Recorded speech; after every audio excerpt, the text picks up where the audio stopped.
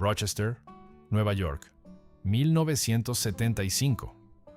Un ingeniero de 24 años, llamado Steven Sasson, enciende un aparato que pesa 4 kilos y parece una tostadora.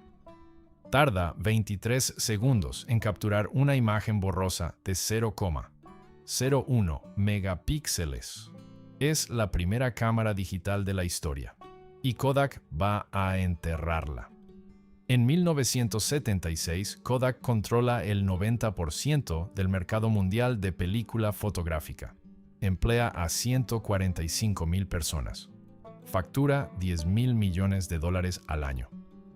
Es sinónimo de fotografía como Coca-Cola lo es de refresco.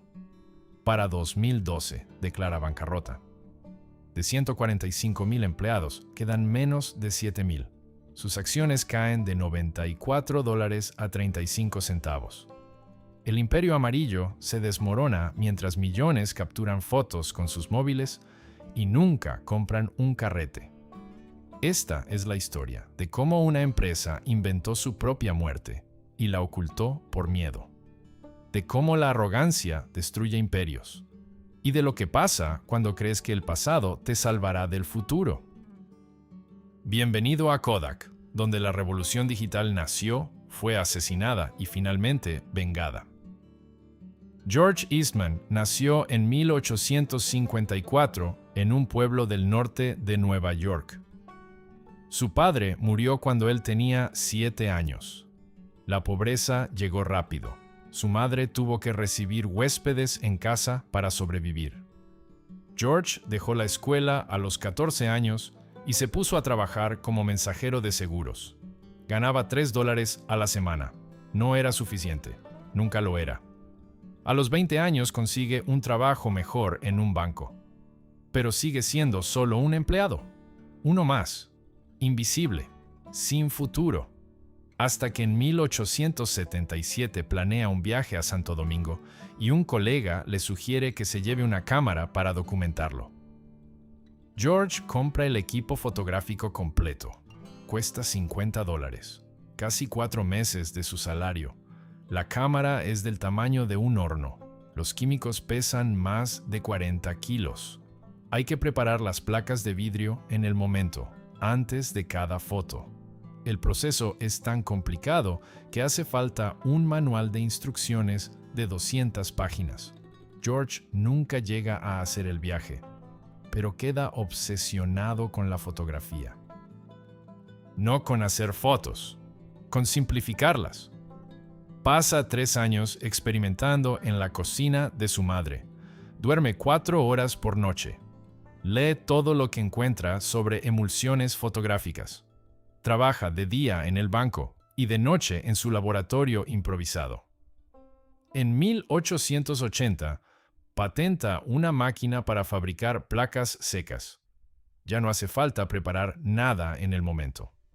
En 1881 deja el banco y funda la Eastman Dry Plate Company.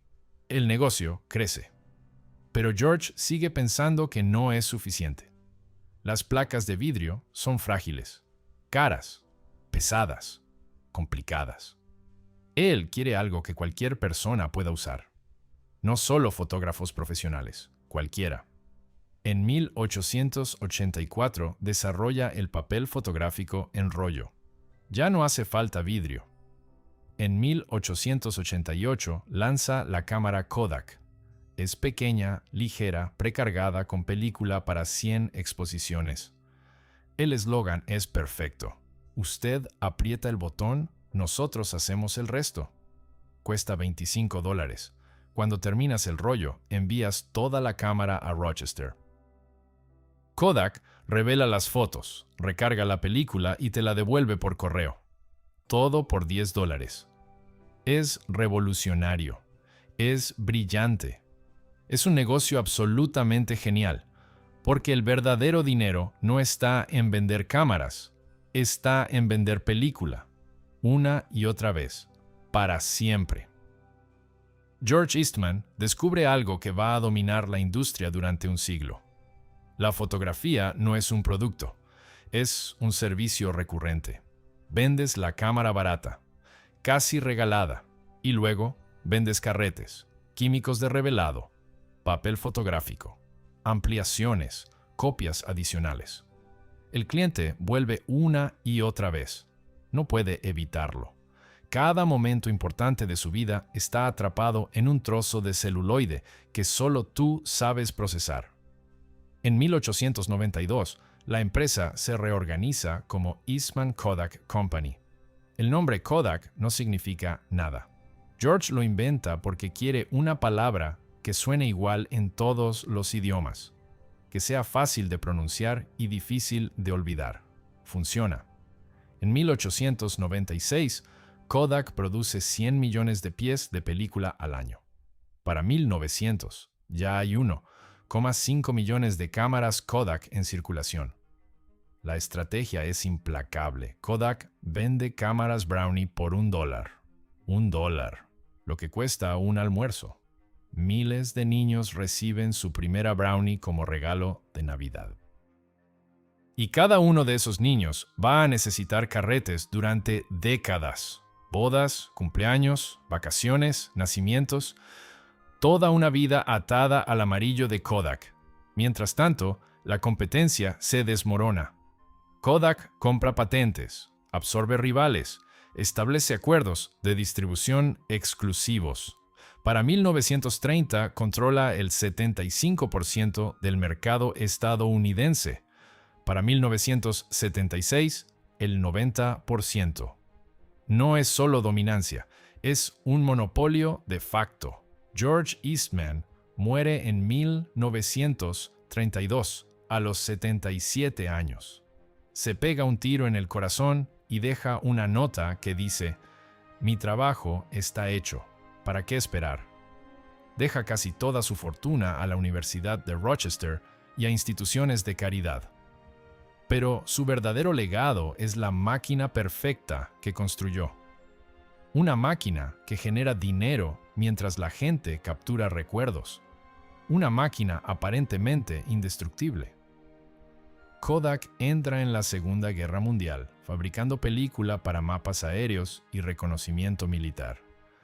Sale de ella más fuerte que nunca. En los años 50 lanza la película Kodachrome en color.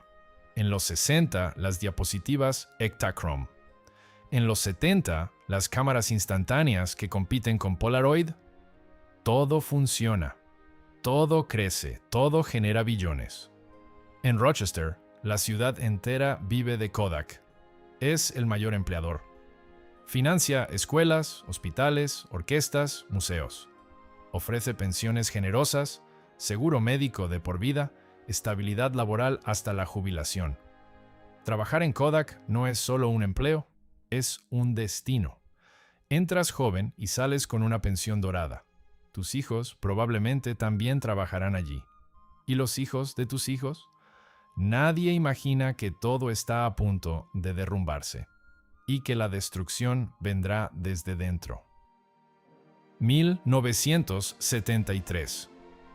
Steve Sasson tiene 23 años y acaba de graduarse como ingeniero eléctrico en el Instituto Politécnico Rensselaer. Kodak lo contrata para trabajar en el departamento de investigación. Su jefe, Gareth Lloyd, le da una tarea aparentemente menor: investigar si los nuevos sensores CCD, dispositivos de carga acoplada, tienen alguna aplicación práctica en fotografía.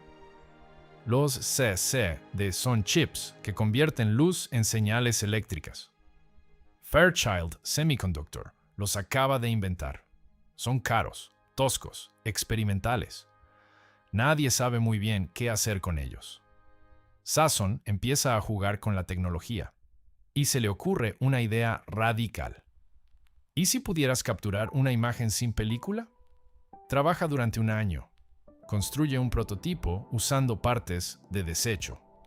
Un objetivo de una cámara Super 8. Una grabadora de casetes para almacenar los datos. Baterías de níquel-cadmio. Circuitos integrados experimentales. El aparato parece un Frankenstein tecnológico. Pesa 3,6 kilos. Tiene cables por todas partes. Pero funciona. Diciembre de 1975.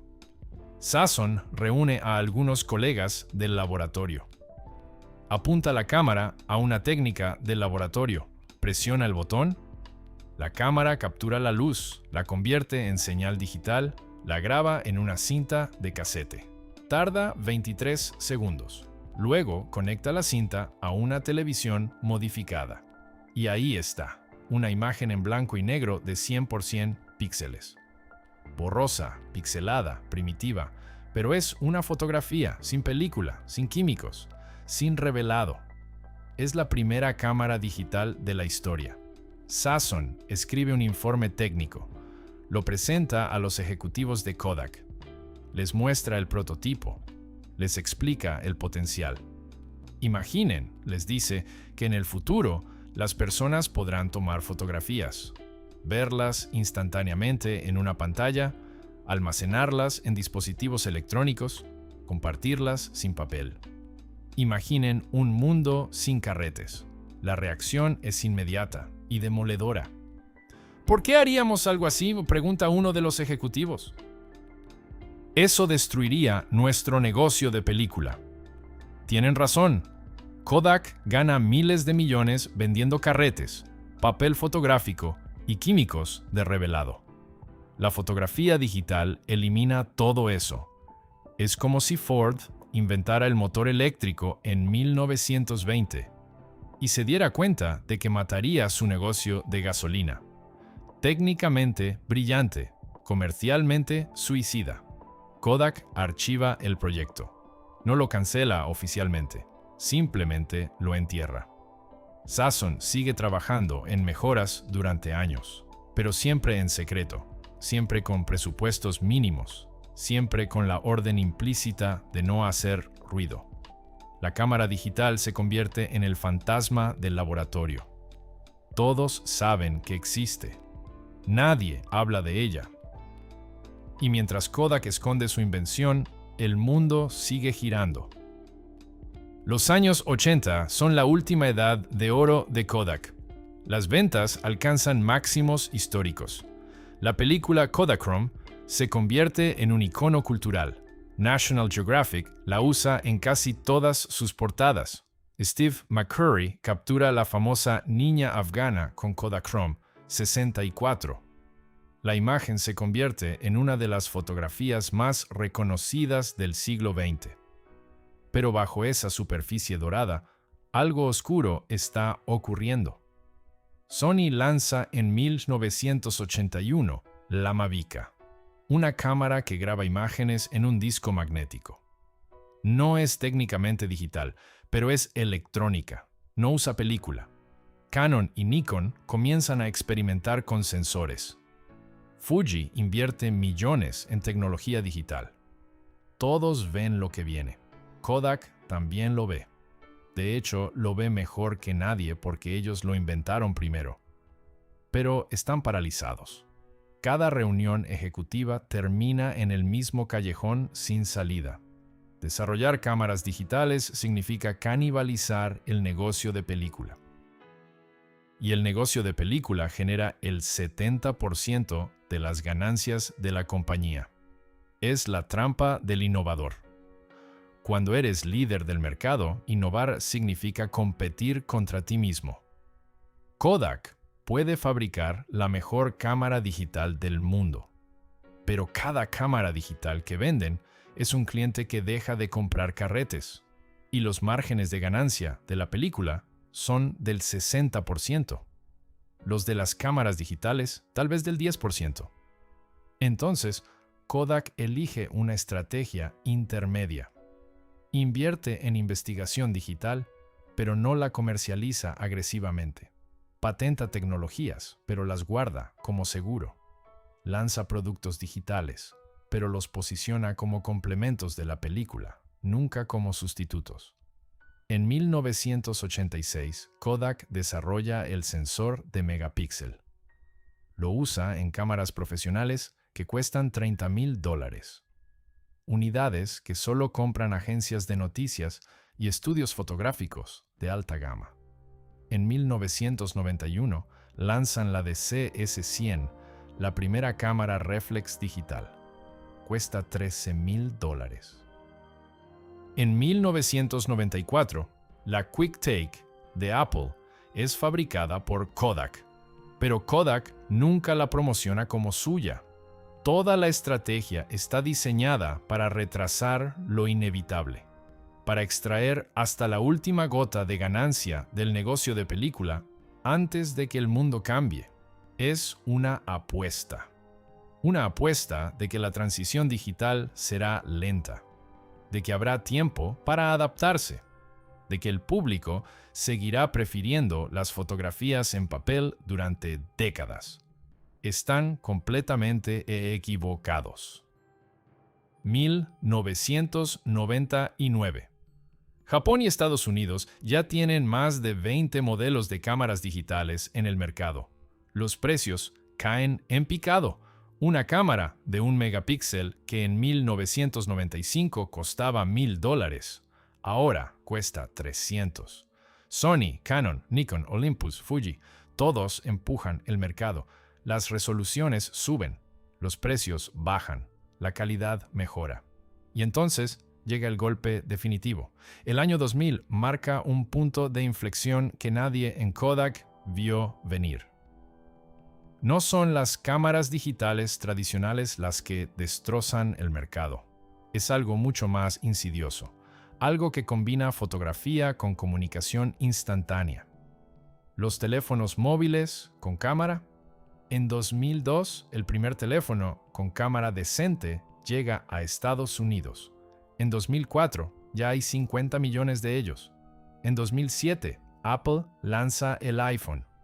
La fotografía deja de ser un acto separado. Ya no sacas una cámara del bolso. El teléfono ya está en tu mano. Siempre. Y cada foto que tomas se puede compartir instantáneamente, sin cables, sin ordenadores, sin impresiones. Las ventas de películas se desploman. En 2003, Kodak vende un 25% menos de carretes que el año anterior. En 2004, otro 30% menos. Es una caída libre. La gente deja de revelar fotos. Los laboratorios Kodak cierran uno tras otro. Las tiendas de fotografía quiebran. El modelo de negocio de 100 años se desintegra en menos de una década. Kodak reacciona tarde, muy tarde. En 2001 compran Ofoto, un servicio online para compartir fotos. Lo rebautizan como Kodak Easy Share Gallery. Lanzan impresoras fotográficas domésticas, cámaras digitales más baratas, marcos digitales. Intentan posicionarse en el nuevo mundo digital. Pero están compitiendo contra gigantes tecnológicos que no tienen nada que perder. Google lanza Picasa. Facebook se convierte en el álbum fotográfico de la humanidad. Flickr domina el intercambio de imágenes. Y ninguno de ellos necesita que imprimas nada. De hecho, prefieren que no lo hagas. Todo es digital, todo es gratis, todo es instantáneo. Kodak anuncia despidos masivos. En 2003, 6,000 empleados. En 2004, otros 12,000. Las plantas de Rochester empiezan a vaciarse. Edificios enteros se cierran.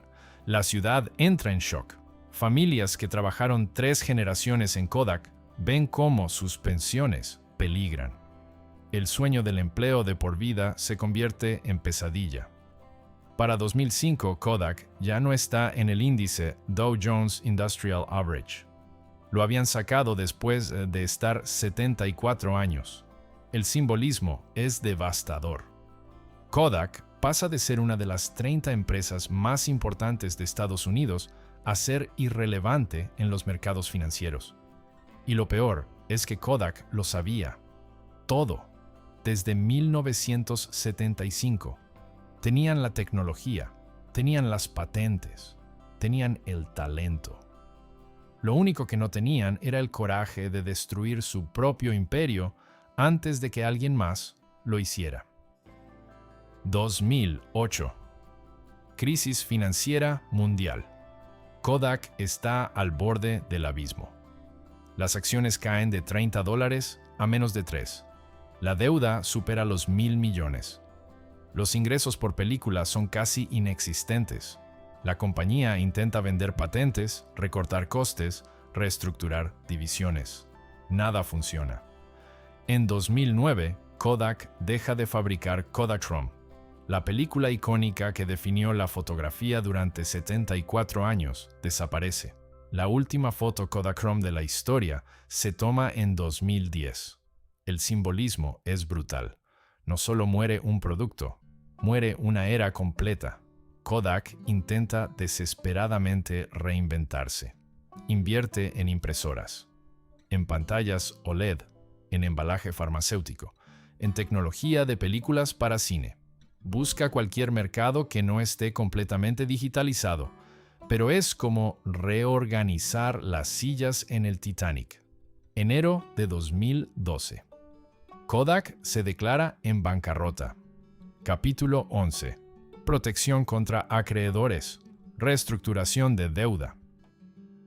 Es el final oficial de una de las empresas más emblemáticas del siglo XX. De 145.000 empleados, quedan menos de 20.000.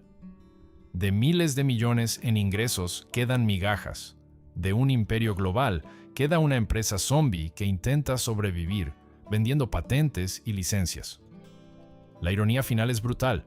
Kodak poseía más de 1.000 patentes relacionadas con fotografía digital. Tecnologías que ellos inventaron y nunca explotaron. Ahora las venden para pagar deudas. Apple, Google, Samsung, LG y HTC, todos compran pedazos del cadáver tecnológico de Kodak. Pagan cientos de millones por tecnologías que Kodak podría haber dominado si hubiera tenido el coraje de usarlas. En 2013, Kodak sale de la bancarrota, pero es una sombra. Una empresa de 5.000 empleados que fabrica productos de nicho para impresión comercial. Ya no es una marca de consumo, ya no define industrias, ya no cambia el mundo. La sede central de Rochester sigue ahí, pero la mayoría de los edificios están vacíos, las ventanas rotas. Los aparcamientos llenos de malas hierbas. La ciudad que Kodak construyó se ha convertido en un monumento al fracaso industrial. Un recordatorio de que ningún imperio dura para siempre. Especialmente cuando tienes el futuro en las manos y decides enterrarlo por miedo. Lección 1. Innovar contra ti mismo, o alguien más lo hará. Kodak inventó la fotografía digital en 1975, 37 años antes de su bancarrota. Si hubieran comercializado agresivamente esa tecnología, si hubieran canibalizado su propio negocio de película, si hubieran aceptado márgenes menores a cambio de dominar el futuro, hoy seguirían siendo gigantes. Pero eligieron proteger el presente, y el presente es siempre temporal. Netflix lo entendió cuando pasó de DVDs por correo a streaming, destruyendo su propio modelo de negocio. Apple lo entendió cuando el iPhone canibaló las ventas del iPod. Amazon lo entendió cuando el Kindle atacó su negocio de libros físicos. Todos aceptaron pérdidas a corto plazo para ganar el futuro.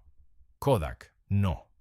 Kodak pensó que podía gestionar la transición, que podía retrasar lo inevitable, que la lealtad del cliente y el dominio del mercado los protegerían.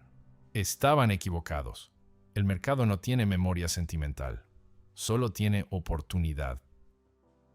Lección 2. Las ventajas competitivas se evaporan. Durante décadas, las barreras de entrada en fotografía eran insuperables. Necesitabas fábricas gigantescas para producir película, conocimiento químico especializado, redes de distribución globales, laboratorios de revelado por todas partes. Kodak lo tenía todo, y de repente nada de eso importó. La fotografía digital eliminó las barreras. Ya no necesitas fabricar película, ya no necesitas químicos, ya no necesitas laboratorios. Un estudiante en su garaje puede programar una aplicación que procesa imágenes mejor que décadas de investigación química. Todo lo que Kodak construyó se volvió irrelevante en una década. Es la brutal verdad de la innovación disruptiva. Lo que te hizo invencible ayer es exactamente lo que te vuelve vulnerable mañana. Tus fortalezas se convierten en cadenas. Lección 3. La cultura corporativa puede matarte. Dentro de Kodak había científicos brillantes, ingenieros visionarios, gente que entendía perfectamente hacia dónde iba el mundo. Pero la cultura corporativa los silenció. Cada vez que alguien proponía algo radical, la pregunta era siempre la misma. ¿Cómo afecta esto al negocio de película? Si la respuesta era negativa, el proyecto moría. Las empresas que sobreviven son las que institucionalizan la disrupción, que crean espacios donde pequeños equipos pueden atacar el negocio principal sin pedir permiso. Google lo hace con sus proyectos experimentales. Amazon con su estructura de 2 pizzas para equipos. Kodak nunca lo hizo. Kodak era una jerarquía rígida donde el negocio tradicional siempre tenía poder de veto, y ese veto los destruyó. Lección 4. El liderazgo importa más que la tecnología. Kodak tenía la mejor tecnología, las mejores patentes, los mejores ingenieros. Lo que no tenía era liderazgo dispuesto a tomar decisiones dolorosas. Ningún CEO de Kodak tuvo el coraje de levantarse ante la junta directiva y decir: vamos a destruir nuestro negocio de película antes de que alguien más lo haga. Era demasiado arriesgado, demasiado radical. Los accionistas lo habrían odiado, los empleados se habrían rebelado, los analistas de Wall Street habrían castigado las acciones. Así que eligieron el camino seguro, la gestión gradual, la transición suave, y ese camino llevó directamente a la bancarrota. Los líderes valientes no gestionan el declive, crean el futuro, aunque eso signifique destruir el presente. Rochester, Nueva York, 2026. Si conduces por State Street, todavía puedes ver los edificios de Kodak. La torre principal sigue ahí, pero la mayoría de las plantas están vacías. Algunos se han convertido en lofts, otros en espacios de coworking. Uno es ahora un museo de la fotografía. Irónico, la ciudad ha intentado reinventarse. Universidad de Rochester, institutos de tecnología, startups de biotecnología, pero nunca ha recuperado lo que perdió cuando Kodak se derrumbó. Miles de familias tuvieron que irse, casas abandonadas, negocios cerrados, una ciudad entera que dependía de un gigante que resultó tener pies de barro. Kodak existe todavía, técnicamente, cotiza en bolsa. Fabrica productos de impresión comercial, materiales para la industria del cine, tecnología de embalaje. Tiene unos 5,000 empleados. Genera algunos cientos de millones al año. Es rentable. Sobrevive. Pero no es Kodak. Es el fantasma de lo que fue. Un recordatorio ambulante de que incluso los imperios más grandes pueden caer. Y que la caída puede venir desde dentro. Steve Sasson, el ingeniero que inventó la cámara digital, se jubiló de Kodak en 2009. Ganó la Medalla Nacional de Tecnología e Innovación en 2009. Dio conferencias por todo el mundo sobre su invención, pero nunca ganó dinero con ella. Kodak tenía las patentes. Kodak las enterró. Y cuando finalmente el mundo digital llegó, Kodak ya no estaba en posición de capitalizarlo. La fotografía digital no destruyó a Kodak. Kodak se destruyó a sí misma, por miedo, por arrogancia, por creer que el pasado siempre vence al futuro. De la invención revolucionaria de George Eastman en 1888 al concurso de acreedores en 2012, 124 años, 3 siglos si cuentas la película. Y todo termina porque una empresa tuvo el futuro en sus manos y decidió aplastarlo en lugar de abrazarlo. Solo queda el silencio. Y la lección más brutal de todas: adáptate o muere, innova o desaparece. El mercado no perdona, no espera, no tiene piedad. Bienvenido a Kodak, donde la revolución digital nació, fue asesinada y finalmente vengada.